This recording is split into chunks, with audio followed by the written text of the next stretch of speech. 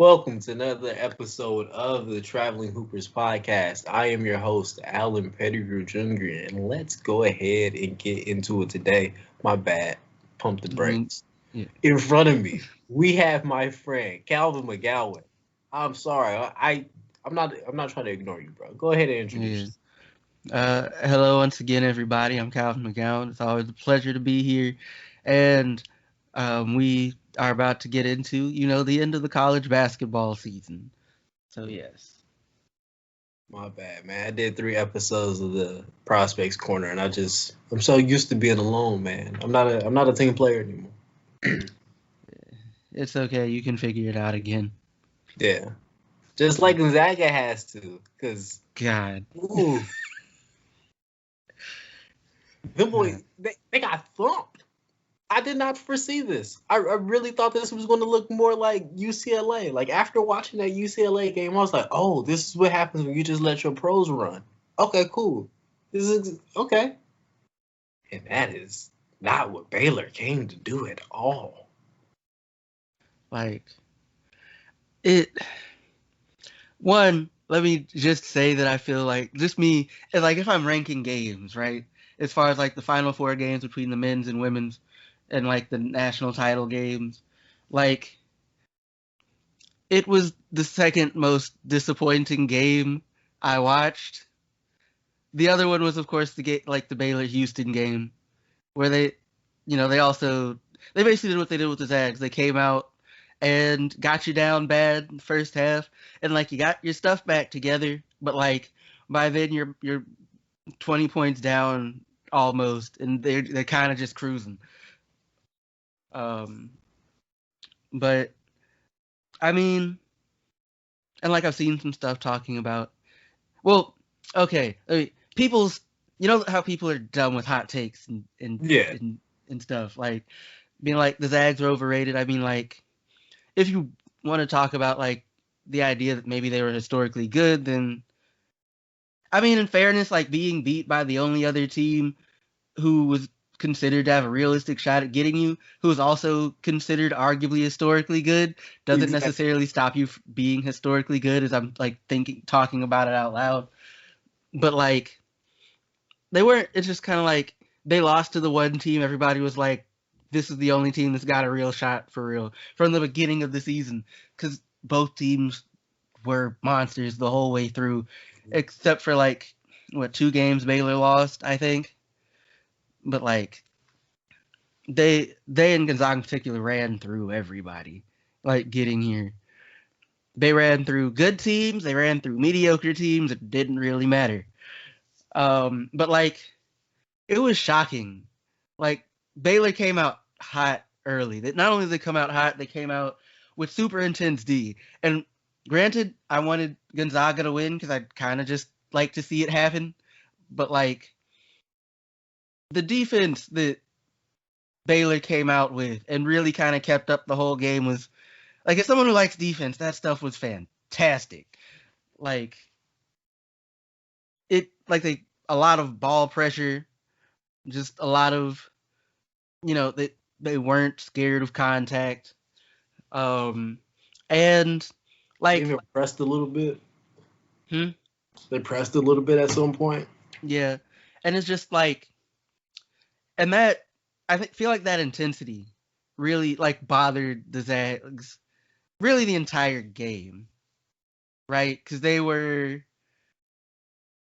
even when they weren't like, even when it didn't result in a turnover, like the Baylor was like getting hands on passes, um, was like forcing dudes to pick up their dribbles to like make question like the Zags were pressured into making iffy passes and otherwise just like they didn't do enough work to get open.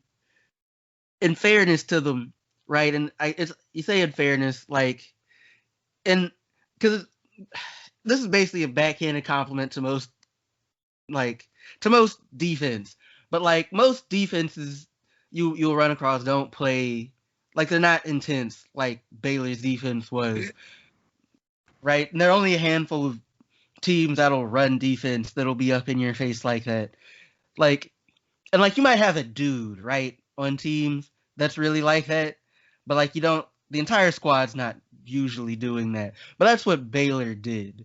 And they did that defense was amazing. They came out shooting, I think it was like at one point 60%. And mind you, a lot of the shots that they knocked down were contested, right?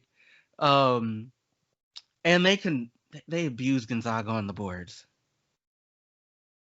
Right? And like Mark Vital. Vital, Tachua, like just it was and like and in fairness, right? Like they might have had an advantage on the boards kind of regardless of what the Zags did, but like part of that problem and like I watched this with my father and like we'll just like talk about stuff, but like one of the problems, right, was like they kept they Baylor picked on Drew Timme, right? And like I don't mean this to say like they stuck him on islands out on the perimeter, and like if you for most of the game kind of just let it happen, like you didn't just like no Timmy, do not switch on the pick and roll, like go back down to your dude or something. No, like just they pick now like some dude like some 6'4" kid is on Vital or Tachua who are both bigger and just have way more muscle on them. And, you know, the shot goes up, even if they don't hit it over Timmy, which they tended to do. Like, those boys weren't about to out rebound Tachua and Vital and, like, the Baylor front court. One, the Baylor front court was boxing out hard. But also, they were boxing out hard, but also they were just bigger and stronger. And like their one like dude who had that size for real was contesting the jump shot right out on the perimeter. A dude he had no hope of holding for real anyway. And like if that didn't happen where the mismatch happened, it was just like there was a dude just wide open down low, right, for the easy dump off and whatever. And like I think I've seen where some folks feel like I guess Timmy got abused by Tachua and Vital, and like I don't really think that's true because they didn't really abuse him for like the guards abused him like like that was disrespectful what they did to him for the entire game, but like it was more like he was never really in a position to do anything about them. And in fairness, I think few recognized some of this, right? Because like at one point in the first half they went to a 2-3, which did kind of work for a little bit. You know, then dudes started getting into the middle and like hitting mid ranges, and they kind of came out of it.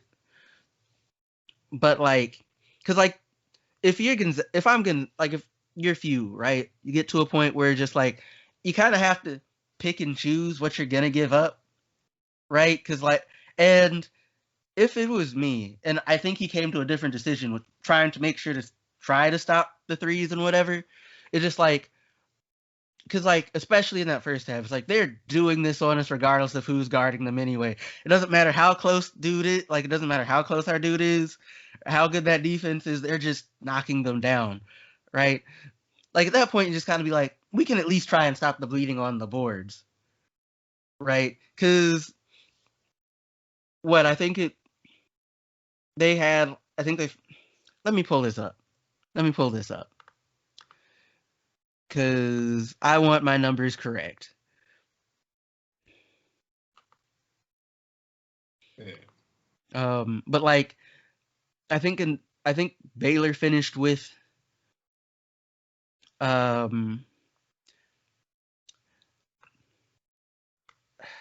wait, how do I know that? Okay, looking at this right here. Baylor finished with 14 offensive boards. The Zags got one. Yeah. Yeah. It felt like more than 14, man. That's why I'm questioning this particular source on this. Hold up. Because they were so dominant.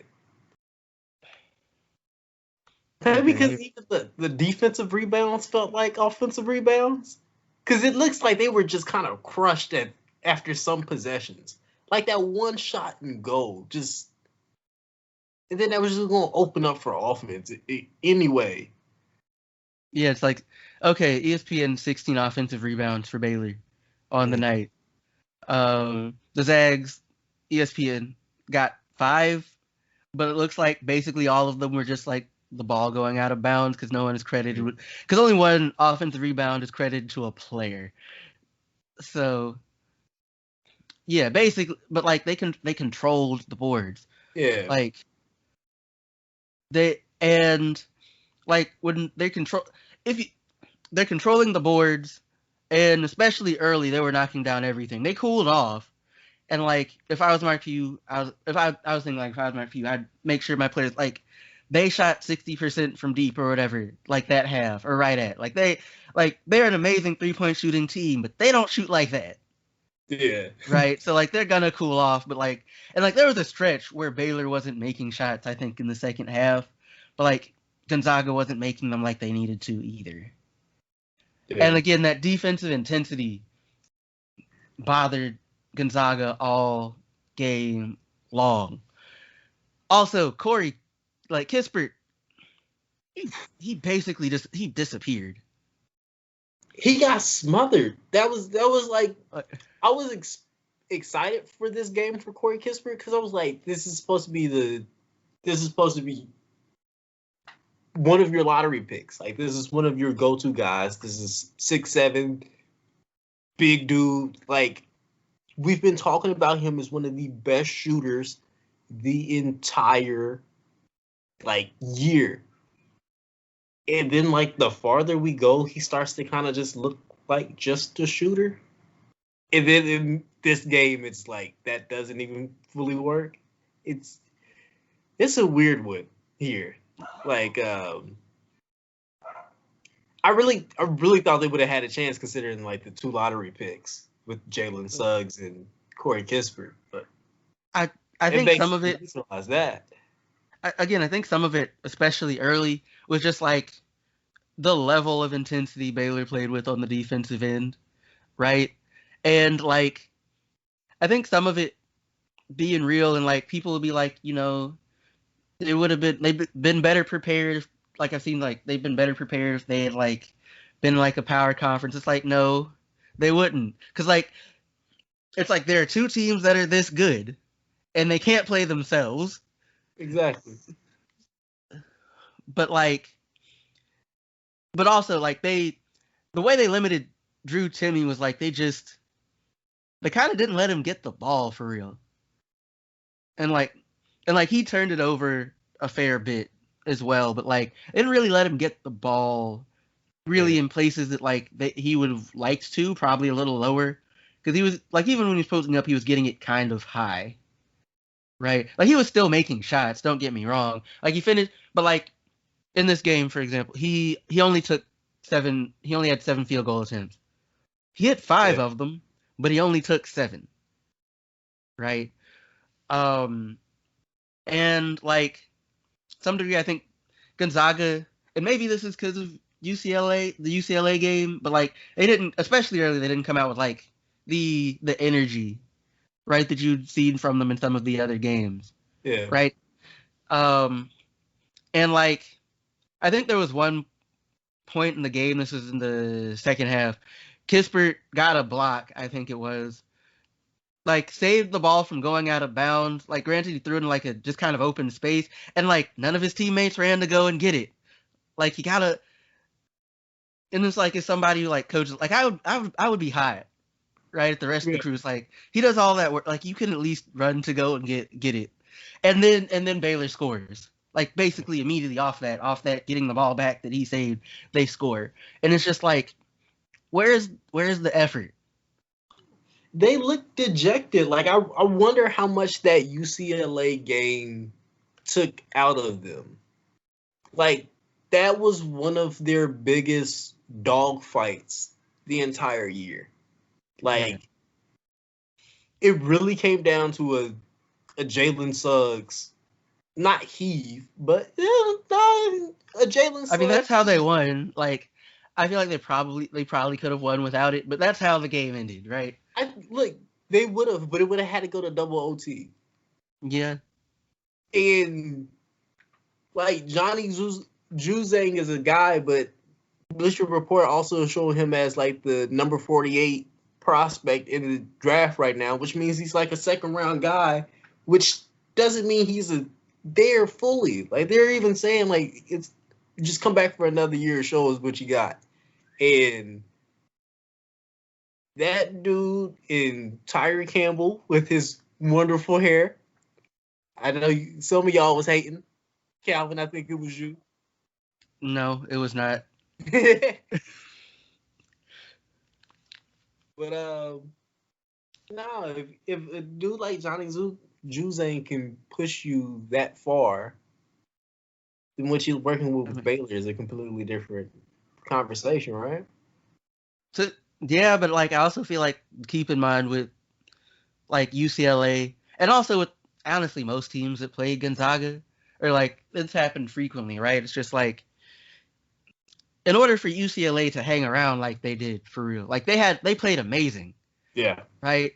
Like they played amazing to hang around with Gonzaga and they were down and like they went in down one at the half. Right? And like they could second half they continue to play their asses off. And then like they get and like it's just good enough to get you OT. Mm-hmm. Right? And like it's like they played amazing and that was good enough to hang around. And like and make no mistake, right? UCLA played good basketball to get there, even though like they didn't play their regular season wasn't great. Like their postseason was good, but their regular season wasn't. But like they like played great basketball to get to that point to play Gonzaga. They played great basketball against Gonzaga, and then when it's all said and done, like they still went home, right? The kind of game where like if you play basically anybody else, like you're probably up double digits, and that kind of illustrates the gap between like Baylor and Gonzaga and like everybody else, right? And like on the other side, right? Baylor played Houston, and that game disappointed me because I was just expecting a better game, being real, right? But like Houston's offense was giving them nothing except for like Sasser, who like scored basically all their points, which again, just a general reminder, one dude can't beat a team. It don't really matter who that dude is, whether he puts up 1 or 100. Like if one dude is scoring all of your points, like literally all of your points, you're not winning that game, right? But like they stomped on Houston early, like they did with Gonzaga, right? Yeah. And like because like I watched the entire game, even though like it was kind of clear after a while, right? But just like and like Houston got their stuff together. They had a decent second half, but like it wasn't good enough to claw out of a 20-point hole. Yeah. And there was some of that with Gonzaga, except like like Baylor kept the pressure up. And truthfully, like it and like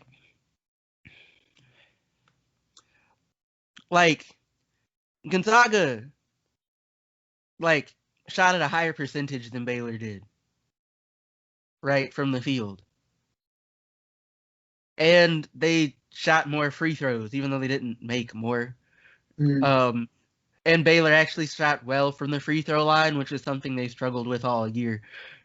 But like boys came to play. They did. Like that's what it boils down to. They came to play. They took advantage of their size and physicality. They took the one dude who could kind of deal with that, especially for controlling rebounds. They took him out to defend the guards, and that went as well as you would expect, possibly worse. And like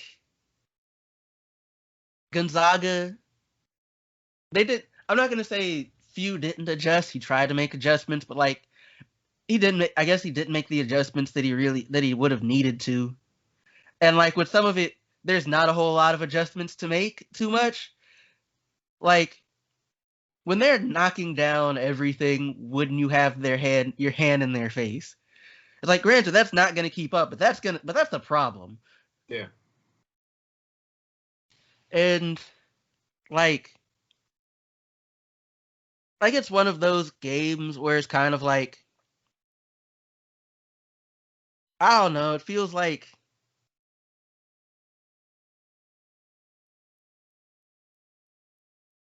I really don't know what to say here. It's like, truth be told, it's one of those where you kind of feel like it'd probably be a closer game if they actually had have played that game during the regular season. Like, when you feel, just because, like, if nothing else, Gonzaga's seen, like, they've seen Baylor before.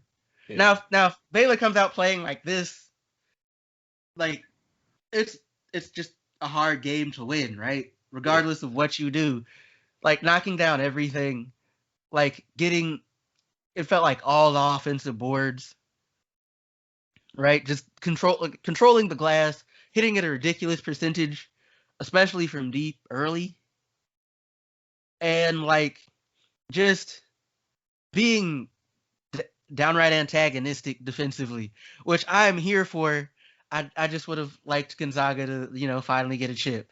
But outside of that, like, Baylor was their play was amazing, honestly. Yeah. Like, And, hands down, Baylor was just the best team. They looked like the most talented team.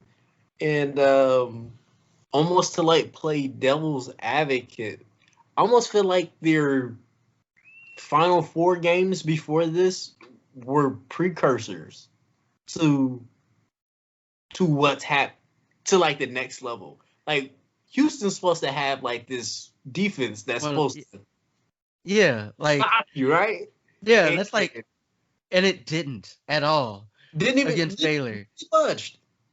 Like that's and like that was the wild, and like part of me when watching the Houston game, like that's kind of the wild thing, right? Because like you look at the numbers, Houston turns teams into chuckers, and so you would think even if like they didn't turn Baylor into chuckers, Baylor doesn't shoot like they shot, but like they did. Yeah. Like what? I really feel like in both games, I feel like the coaches unleashed their professional prospects, the guys who were supposed to be like the top dogs of the team. I feel like they were unleashed in like these last two games, and we just saw that Baylor's dudes are ready. Like, yeah, Jared Butler, Maceo Teague, all of them boys ready. And they could come back for another year and run it back if they want. That would be horrifying, but they're also not going to do that. Oh, so yeah. If you're them, like, you go ahead and go to you've done the only thing you really like dudes try to do for real in college. Like, go and get your ring. I mean, like, go and make your money. You got your ring. Oh, I don't think you understand, bro. Wait, no. I know you do understand. We fanboyed over Baylor's recruiting class. Think about that, bro. Like, what would be fun, even though it probably won't happen, if for no other reason than, reality, is if like they basically run this championship back next year. Because Gonzaga is expected to have Chet Holmgren, like, he isn't committed, but that's who he's expected to commit to, and like Baylor and their boys come through, and like it's just and we're basically running this back in a year. Like, that'd be entertaining if nothing else. Dude, I think that would be some terrifying, like, you should probably just go ahead and throw those two teams in the G League bubble right now type experience. Because as far as I'm concerned, when we shake everything up, like, let's say 10 years from now, of the dudes that are on Baylor's roster, I think 5 of them will have their time in the NBA. At least 5. And then if we add in their recruiting class, they just got Hunter Salas.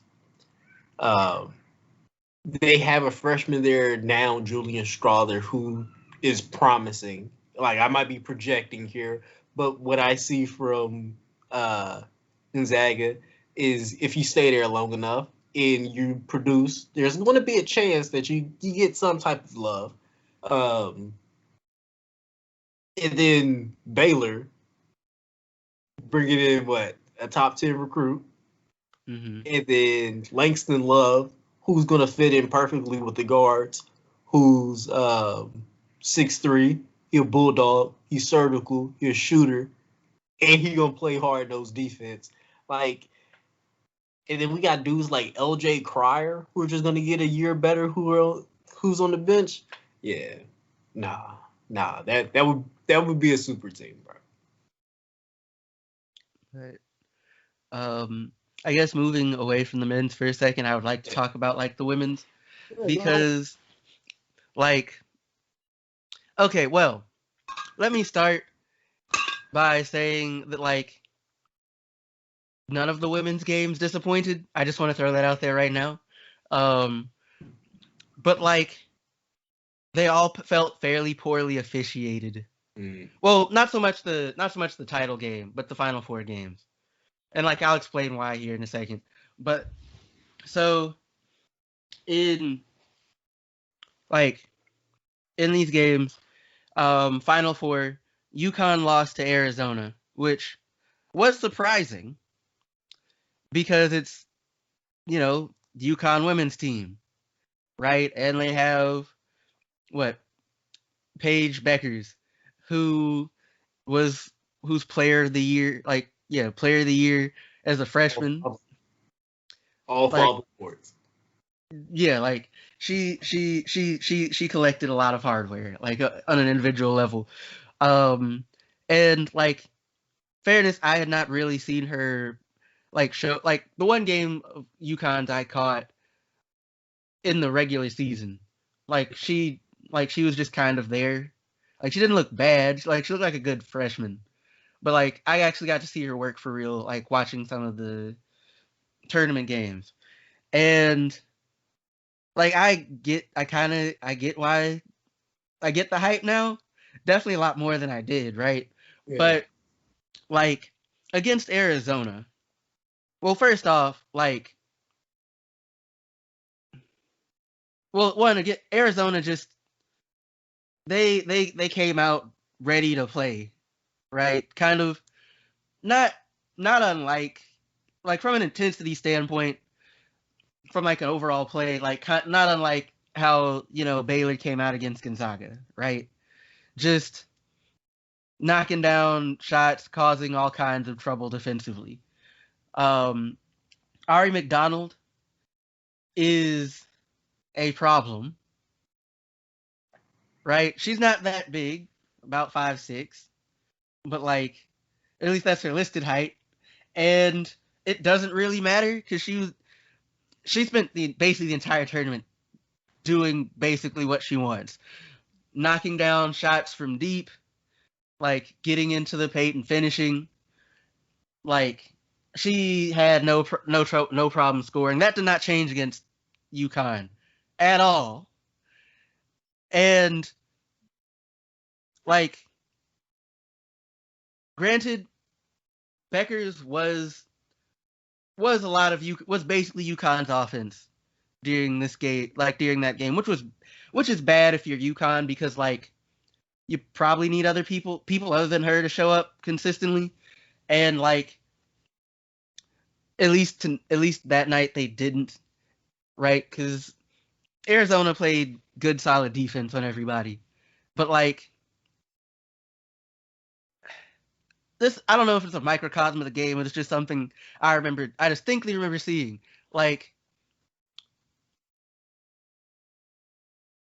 So there was one play in particular. I think I've seen McDonald do it a couple times, but she posted Beckers up, right? Mm-hmm. And hit the turnaround shot. And it's just, And like it's just like a spectator, right? You're just like you you gave up like you're 6 inches you're 6 inches taller than her, right? She shouldn't be like abusing you like that. But like McDonald could basically do what she wanted. Yeah, bro. It's the And wingspan, bro, and she's not small either. Like she like, plays really physical. oh yeah, she's not scared. She plays solid defense. Oh And yeah. like watching her, like, because like you would think that like putting your post player on her, right, would be like just wonderful. But like it wasn't like watching her not just against UConn, but just against basically everybody in like that was actually a much worse idea than you would think it was on paper, right? Because she like players didn't really score on her in the post, and I think some of that is just like knowing how to play as a smaller player. Yeah. But all because she seemed kind of smart about it, but like maybe folks just missed shots. It's possible, but like it happened with enough different players enough times that I'm just kind of like, this isn't the mismatch you think it is. It's still a mismatch, but it's not like you think it is. And Arizona controlled that entire game, wire to wire. With the Stanford. Oh, but as far as like talking about real quick, touch on the reffing. So like there was a play early in the game, right, where one of Arizona's bigs just like pushed Becker's down, but I don't. When I say like just like the ref, you didn't see that? Like you're just gonna this is just like you're just gonna let this happen? Really? Right? But and like the Stanford South Carolina game was a lot closer for starters, right? Like Stanford came out they came out hot, but South Carolina came back. It was an intense game, right? Um, like Haley Jones is a problem. Yeah. Haley Jones is nice. Yeah, right. And like and the thing with it though is like it's kind like to watch her. It's like she can create a little bit, but she's also very kind of get in where you fit in. Like she'll find the spot to actually do something, and it's like, all right, just easy shot or what have you. But like it was a knockdown, drag out kind of game, right? It was, in fairness though, and this is just like how I felt with it, that like one, and we're talking about officiating, I felt like they let the women's games get too physical. Like it was never to the point like people were like fist fighting or anything crazy like that. But like it's just like, ref, you like we're just gonna let them knock the shit out of each other. Like I get letting them play, but like some of this stuff is kind of blatant that you're letting go, right? Um, and in the case of this game, it's just my opinion that like while it was poorly officiated, it tipped in like Stanford's favor a little bit the way it ended up getting called, especially late with like what really should have been like a kickball or whatever, as well as like I think there was one of Stanford's players pushed one of UConn's on a clear like breakaway, and like that didn't get called. But like for South Carolina, it was a runnable game the whole way through. Like at the end, especially like they got a steal, but like the player, and I want to think I thought she should have like passed it, but like she went for the layup, she missed it. Boston, got it to like tipped it trying to get in, and like it just didn't go. It just didn't go, right? Like it was out of her hands in enough time. It just didn't go. And like that kind of just happens sometimes, right? And of course, it's like a coach and like a player left to your own devices.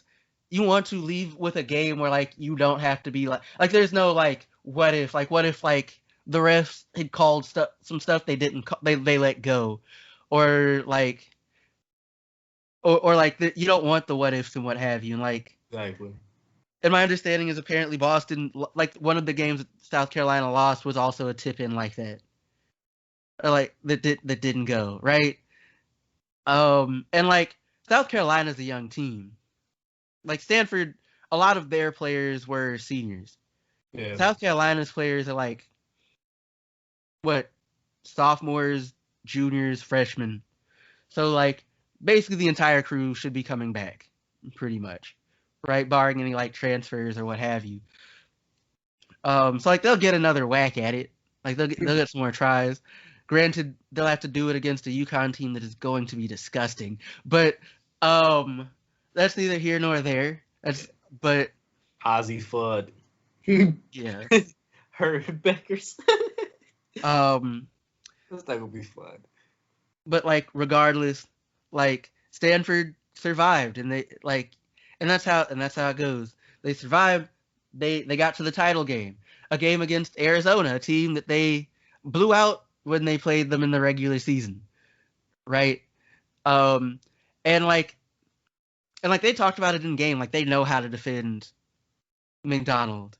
Like you don't really stop her, but like you can make her inefficient. Like they made like she wasn't hitting shots in the title game like she was every other game, right? She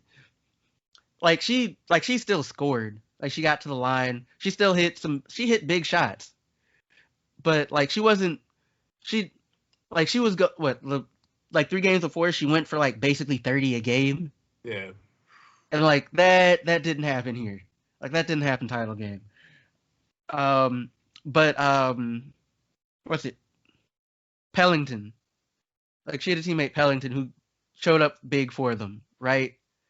Like she didn't hit threes, but like she got to the rim. Like she made shots, which was something they really needed because like Stanford has options when shots aren't falling. Like Williams doesn't show up, and that's cool because Jones does, right?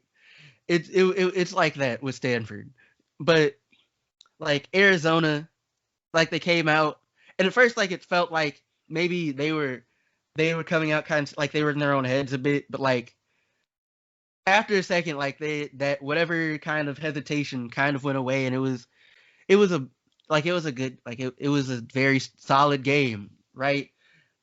Like McDonald didn't hit all of her threes, but she hit the important ones, right? Um, but like it it kind of just wasn't like it came down to a last second shot, right? And like in fairness, I'm not sure if it was poorly executed or like their final play it was poorly executed or like it just didn't work. But like because I think they were trying to get McDonald open, right? Because he wanted to get a clean look, but that didn't really happen. Like she set a pick for somebody and some stuff happened, but like basically the entirety of Stanford's team like started defending her basically, and like she had like someone in the corner wide open. Granted, not a great 3-point shooter, but had a better shot, like a cleaner shot or whatever. And like she threw the shot went up, right, and like she did get fouled on that last one. Like when you look at the replay, but it is what it is. Like it had a chance to go down, it didn't. Yeah. And that's just what it is, and Stanford won. What Jones was, I think the most important player. Like she got that. And I don't know. I guess it's a title. I guess it's a good reward for spending about 2 months on the road. Yeah. Yeah, like just 2 months on the road, just straight up, which kind of had to suck after a while. It just kind of did. But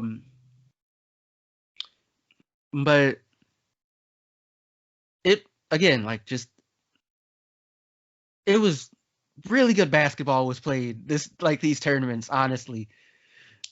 like both men's and women's. Like the Baylor UConn game was really really fun. I feel like I've talked about this. Yeah, and you know, matter of fact, I'm pretty sure I was making faces on the last podcast watching that one. Um, but it was just it's good, great game. Like it was great basketball. This was a great tournament, bro. I almost feel like I did myself a disservice by not watching as many games as possible. But Hmm. the ones that I did see, it was always good, except when they were like blowouts. At some point, Yeah. I would just fall asleep like halfway through, like that Houston game. Hmm. I didn't watch the second half for real, bro. Like the last 5 minutes, fell asleep because it was like, oh, they smacking them too bad. There's no way you coming back.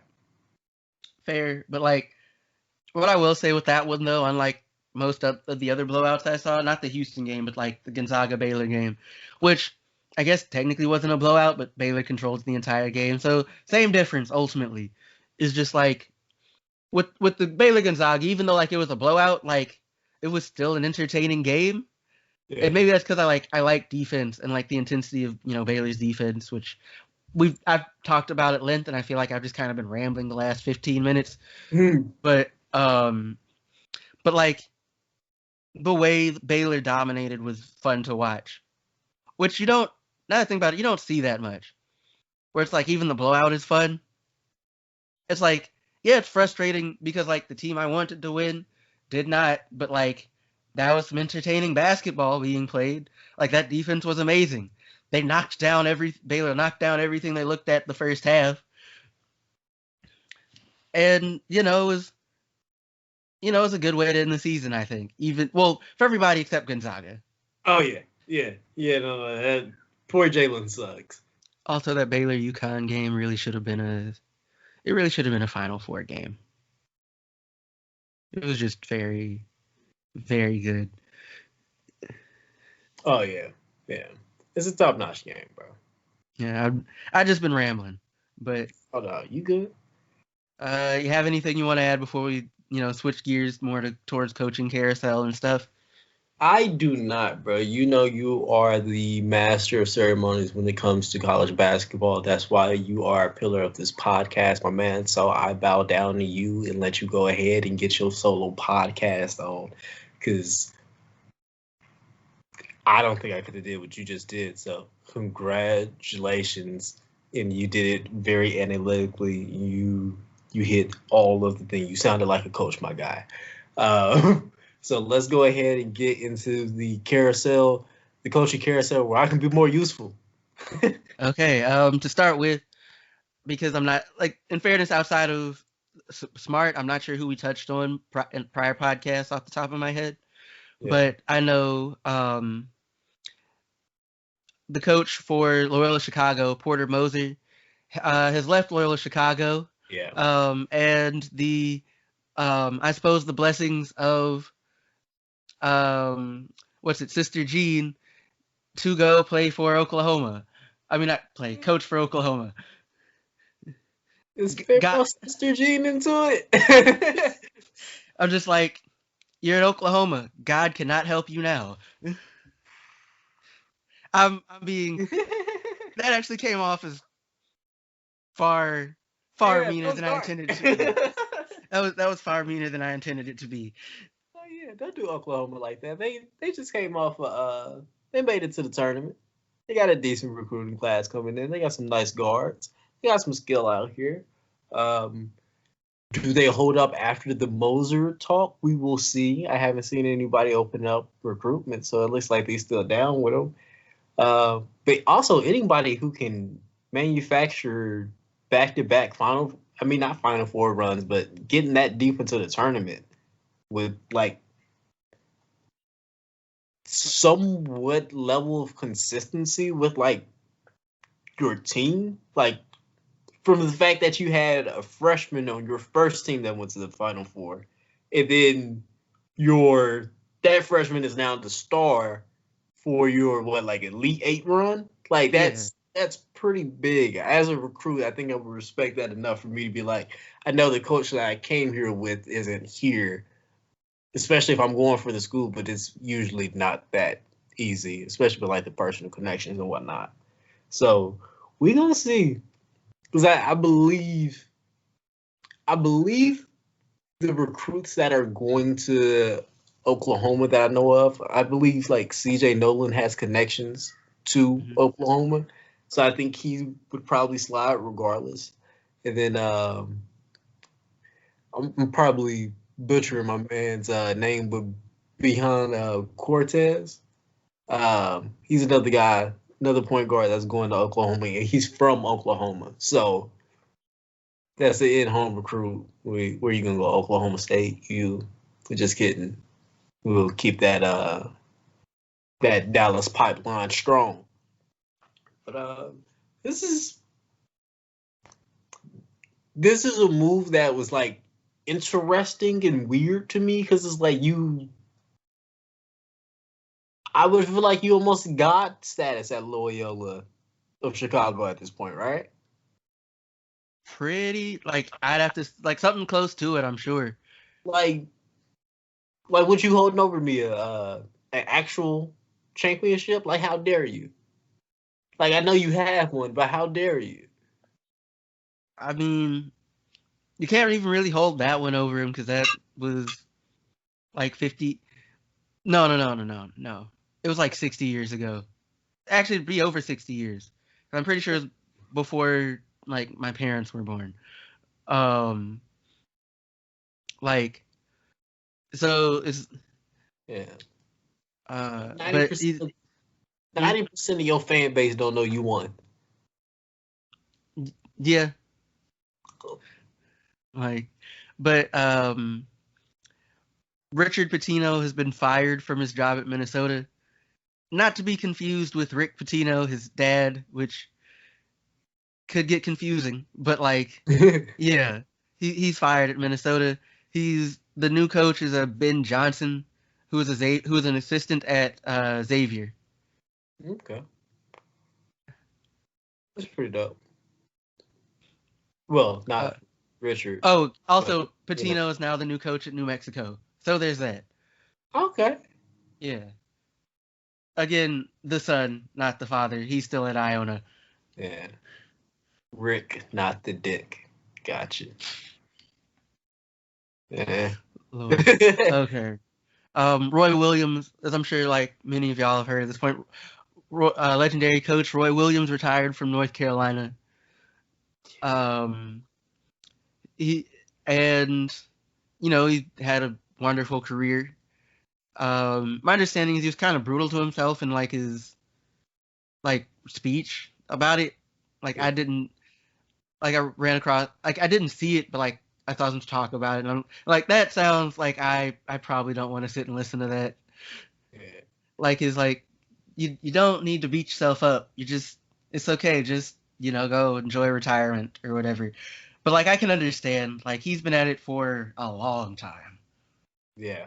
I was listening to Sam Vecini's podcast, The Game Theory, and they were saying part of the reason why he left is Walker Kessler transferring. And normally with with UNC, they've been able to kind of dictate guys' careers. Like they have the NBA connections enough where you come here, they tell you what to do, and then the NBA taps them to tell you when you can go. But now with everybody transferring all the time, you don't got that same control. So I think he thinks that's a little bit of the issue. But why? I like to me, UNC has been down for like the past couple years. Like they haven't been the same UNC of old, especially not when like just 2010s related. Like it's not the same team anymore. Like he's ran a really good race. Like that is a already Hall of Fame career. It's like, hey, he's 70 something. Go ahead, sit down, big dog. Can't even be bad. Like you ain't even got to give me a reason. Go ahead. Go ahead. Go play with your grandkids. Like um and he's going to be succeeded at the position of head coach in North Carolina by his assistant Herbert Davis. Yeah, that's pretty dope. Give it off to a former player. So, it's one of them things. Like, we'll see how it goes, just because like I've seen some saying like because he doesn't have much in the way of head coaching experience, but like Yeah, it's also like again, as with many things, a lot of home run hires, who like you would actually think of to try and tap would probably just like my understanding is like Roy Williams and Mark Few are close, right? They're cool, but like Few's not about to leave Gonzaga. yeah. Like if he wanted to, he probably would have done it already, right? He's been there for 22 years. 20, yeah, like a little over 20 years now. Like, and he's got the program as good as and arguably better than just about any in the country. I mean, like, if you're in North Carolina or really any big name school, you call and ask. He's just gonna give you your no, and like you keep on, right? But Memphis assistant Tony Madlock is the new coach of South Carolina State, which I just kind of want to throw in there, mostly because like I ran across it at random, right? Because like I'm interested to see where his son goes to play college ball. Yeah. But I know with you I've talked about it at length, talked about like how I like how he plays a lot. But like the previous coach Murray Garvin was fired from the position, so yeah, so it'll be interesting to see how Madlock does. It'd be nice to see him, be successful there. Because like I just like seeing HBCUs do well. The previous coach of Bethune is it just became the head coach at UT Martin, which it's like I'm just going through some of this. Because the previous coach passed away. Oh, that's sad. Yes, it is, and he's not the only one on this list. Oh, that's yeah. Well, But succeeding Shaka Smart at Texas is Chris Beard, who's also taking like half the head coaches in the state of Texas with him, apparently. hey man, this is the most confusing move that I've seen.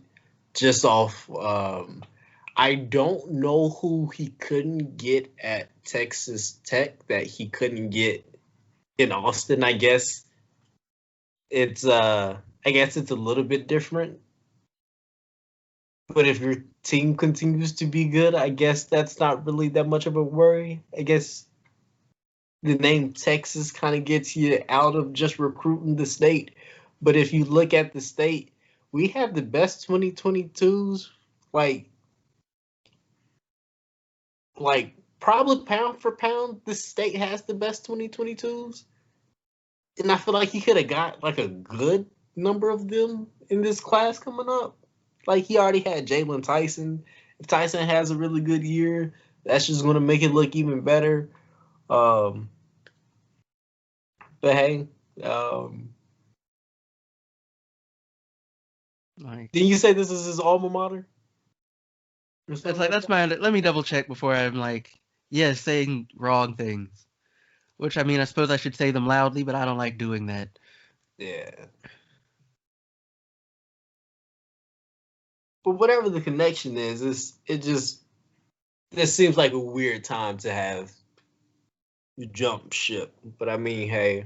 Like, Texas is his alma mater. But, yeah, so if you're old school coming knocking, you go, I guess. Right. But Texas. Joining him at Texas is the former head coach of Texas Arlington, Chris Ogden, and former head coach of Texas El Paso, Rodney Terry. Which, I mean, I don't really understand, but that's not really my business. Well, like why you would leave for an assistant, like leave a head coaching gig for an assistant job, but eh, you know. Yeah, hey, that UT draw is different, bro. Maybe that come with a little extra money than your head coaching job did. Give Um, up some of that freedom for that bag. uh, maybe I guess. Yeah. I don't think it could be me though, but Yeah. um, We young, that's pride, bro. I You got mean, to get some of that pride go away. I'm holding on to some of it. I don't care, but Your kids can't like, eat pride. look, if they can't eat off of a head coaching salary, I'm doing something very very wrong or something very very wrong is going on in the country. But Utah fired their head coach, and went and got Utah State's head coach Craig Smith, um, who will be succeeded at Utah State by UMBC's head coach Ryan Odom. Also, um, Winthrop's head coach left for College of Charleston, Okay. um, which I, I I really don't have any thoughts on that, sadly. Also, the new head coach at Wichita State is Isaac Brown because Greg Marshall resigned. Yeah. Right, yeah. Um, and there's some more movement going on. Um, Calvin, quick question for you. mhm. The All move right. from Winthrop to the College of Charleston, is that a Mhm. step up or is that a step down or is that a lateral move? So the way I've seen it talked about, it's kind of a step up, but like Mm. I don't really know if I'm straight up, but like Yeah. the way to talk about it's kind of a step up, but like I think it's more to do with like better, I guess kind of better, maybe some better facilities, better sales pitch, Mm. like the area. Yeah. Um, but like it's not. I wouldn't call it just like straight up better. But also like I kind of think that in a lot of cases, coaches kind of make the programs as Yeah. opposed to the other way around. But like there are instances where like there's clear, stuff hurdles you'd have to overcome, like with any given program. Um, oh yeah, Iowa State fired Steve From and took UNLV's head coach Chide Otzelberger. Okay.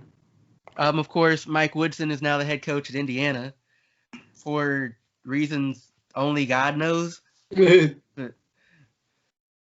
But, hopefully he's successful over there. Like, let's see, anything else of note? There's still some vacancy. There's of course vacancies left to fill. Because a lot of these places that had coaches leave for other places didn't necessarily get replacements or currently have them. There are some that fired their coaches that don't currently have replacements on board. Um, Any big names out there? let's see, scrolling through. Doesn't look like there are any like big names that don't already have them filled. Gotcha. Um, like basically, if it seems like a big name, they probably already have their new head coach, at least unless they're like some that I'm unaware of, which is it's possible. Yeah. Um, but for the most part, it's a lot of the smaller programs that are like I guess the biggest one, just looking at it, is like San Jose State fired their head coach. Mm. And I mean like they don't have an immediate replacement, but like it's like if you get the right coach, San Jose State is a good program. Yeah. Mm. But otherwise, most of them seem to kind of have their dudes. But I'm sure there'll be more movements. Yeah. All right. And we will talk about that on the next episode of the Traveling Hoopers. Calvin, do you have anything before we get up out of here? Not too much, because like while there was a crap ton going on with college ball, the NBA is kind of just there. Yeah. It seems like Michael Porter Jr. has kind of gotten his stuff together as a complete player, which sounds like that sounds like a nightmare if he's not on your team. Yeah. But outside of that, not really. Oh yeah, I'm gonna try and catch a Golden State game, because like when I keep just kind of browsing the internet, engaging in websites that are bad for my mental health, like I keep seeing people talk about how like Wiseman is just not good, like is bad, right? And I'm just like, he seemed fine when I saw him at Memphis. He seemed straight, like in high school. Like if you want to argue that like Anthony Edwards was a better prospect, or like might make a more immediate impact, I would have given that to you then, because like I saw him play. But like it seems like my understanding is there are various things. It's kind of just been a rough adjustment for him early. Like my understanding is like he'll show flashes, but also just kind of like struggle to be in the right place at the right time, which at least because I'm like, let me see. And I would have watched the whole game, but I just kind of watched highlights because ESPN didn't have a game for me. So yeah. And like it just kind of seemed like, if anything, he kind of probably overthinks, especially on defense. But like, I'm gonna watch a game because like really to see these things, you have to watch a full game, because like highlights, whether they're his or someone else's, don't necessarily tell a complete picture. Yeah. But it's also just kind of like, he's a rookie. Most of them aren't good.